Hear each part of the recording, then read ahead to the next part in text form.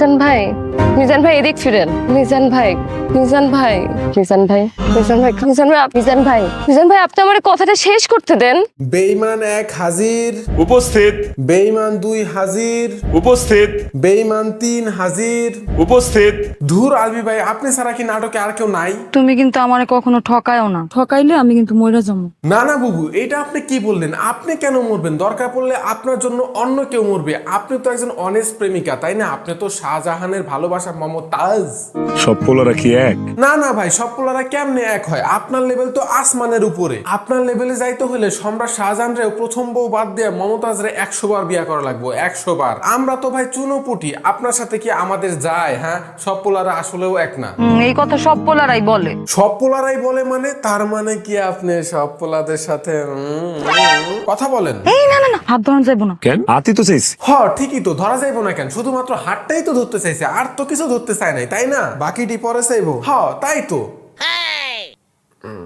আপনারা অনেকেই চান যেন আমি সিনেমার পাশাপাশি নাটকও রোস্ট করি, তাই আজকে আমি আমার গাড়ির গিয়ার বদলে সিনেমা থেকে নাটকে চলে আসছি রোস্ট করার জন্য।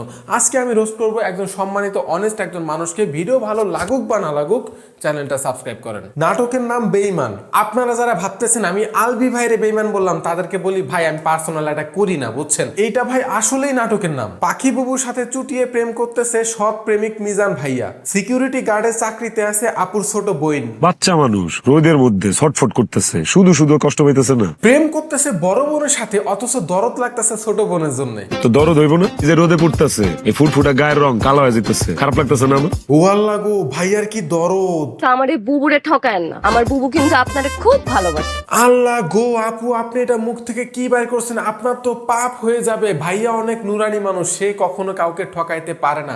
এই যে পশ্চিম দিকে ফিরা কইলাম, ভাইয়া কাউকে ঠকাইতে পারে না। উনি হচ্ছে এই দুই আপুর বাবা। ওনার মাথায় নিজের মেয়েদেরকে নিয়ে সব সময় টেনশন থাকেই থাকে। বিয়ে না হওয়ার আগ পর্যন্ত টেনশন তো থাকবোই।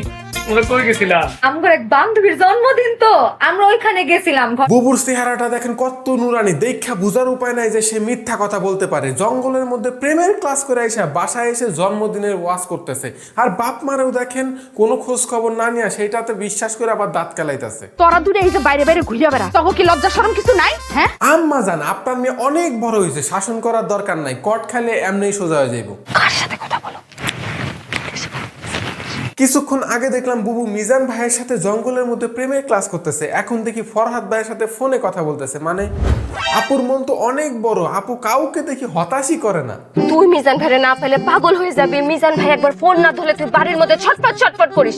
এসব তো মিথ্যা কথা, এসব তো তুই আমারে শিখাই দিছিস। আমি মিথ্যুক হয়ে গেলাম না? ওরে বাবা, বোনের জন্য একটু কথা বলে মনে হয় আপনার শরীরের মধ্যে পছন্দ হয়ে গেছে। শুনেন, আপনার নুরানি বোন দুইটা প্রেম করার পিছনে কারণ আছে। এখন যদি ফরহাদ চলে যায় তাহলে মিজান আছে, আর যদি মিজান চলে যায় তাহলে ফরহাদ আছে। এটা হইতেছে ব্যাকআপ। এইবার বুঝছেন? বাপরে বাপ, সত্য কোনোদিন গোপন থাকে না। এইসব কথা শাহবাগে যায় বলেন, এইখানে বুবুর কাছে বলে কোনো মার্কেট পাওয়া যাইব না। বাপরে বাপ। পাখি বুবু দুইটা রিলেশন ম্যানেজ করার জন্য সব ক্রিয়েটিভ কাজ করে। যেমন ধরেন দুইটা ফোন ইউজ করে যেন।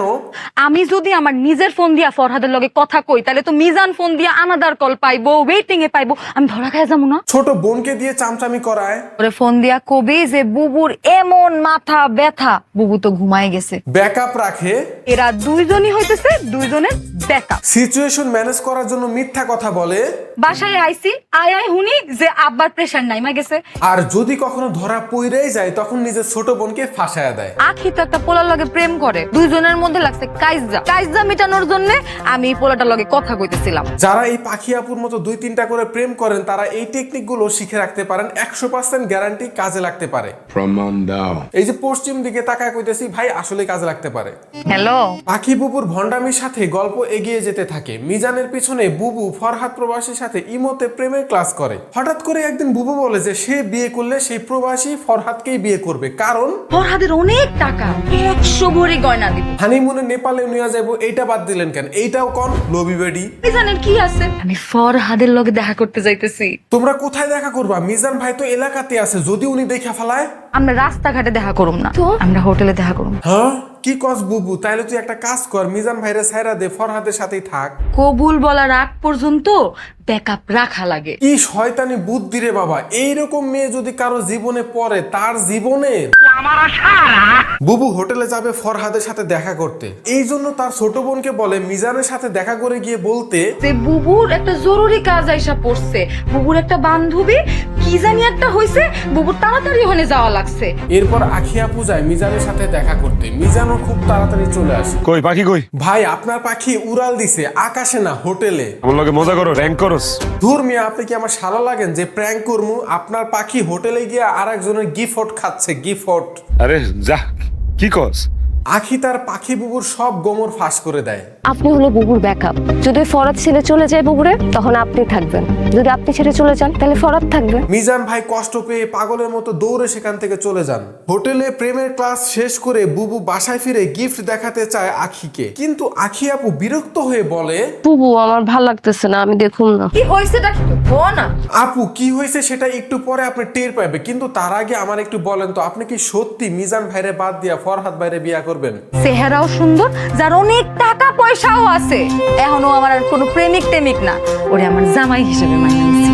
আর তুই আমারে কইতেছিস আমি বিয়া করবো কিনা? এরপরে পাখি বুবু ফরহাদের সাথে কথা বলে, এইদিকে মিজান ভাইয়া কষ্টে কাতরায়, খুব কষ্ট, মারাত্মক কষ্ট। ফরহাদের প্রেমের ক্লাস শেষ করে মিজানকে কল দেয়, কিন্তু মিজান কল রিসিভ করে না। একটা রিং হইতে না হইতেই ধরে, এখন ফোন ধরতেছ না কেন?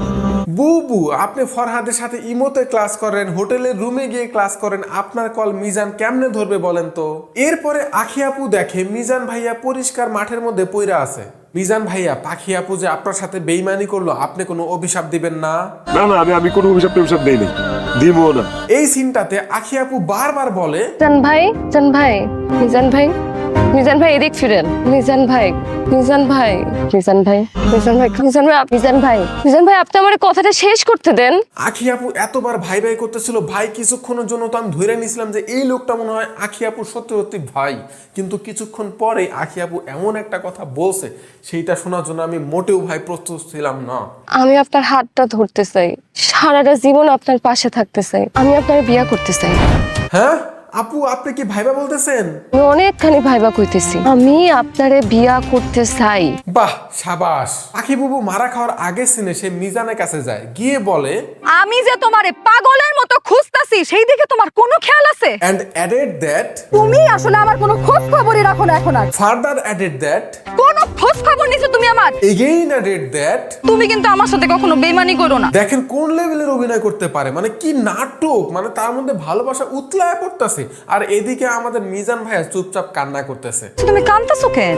আরে খুশির ঠেলায় আপু, খুশির ঠেলায়। হোটেলে গিয়ে আকাম করে আপনি যেমন খুশি হয়েছেন, সেই খুশির কথা শুন না ভাইও খুশির ঠেলায় কাঁদতেছে। আহ কি ভালোবাসা। এরপর মিজান চলে যায়, পাখি আপু সাথে সাথে ফরহাদের সাথে কথা বলা শুরু করে। চিন্তা করেন কোন লেভেলের ডাইনামিক অ্যাক্ট্রেস, মাত্র একজনের সাথে কথা বলতেছিল, ইনস্ট্যান্ট আরেকজনের সাথে কথা বলা শুরু করছে। এইটাকে বলা হয় অ্যাক্টিং ভাই, মারাত্মক লেভেলের, আলট্রা লেভেলের অ্যাক্টিং। আমার তো সবকিছু শেষ হয়ে গেছে, সব ধ্বংস হয়ে গেছে, আমার আগে সব শেষ হয়ে গেছে। আম্মাজান বলছিলাম না শাসন করার দরকার নাই, সময় হলে এমনি সোজা হয়ে যাবো। দেখছেন সেই সময়টা আইসা পড়ছে। পড়াতে আছে না, ও তো বিবাহিত আকি, দুটো বাচ্চাও আছে। কি কোন আপু? তো তুমি জানেন ফোন দে না। বুবু কান্না করে লাভ নাই, উনি ওনার মিজানকে কল দিতে পারবে না।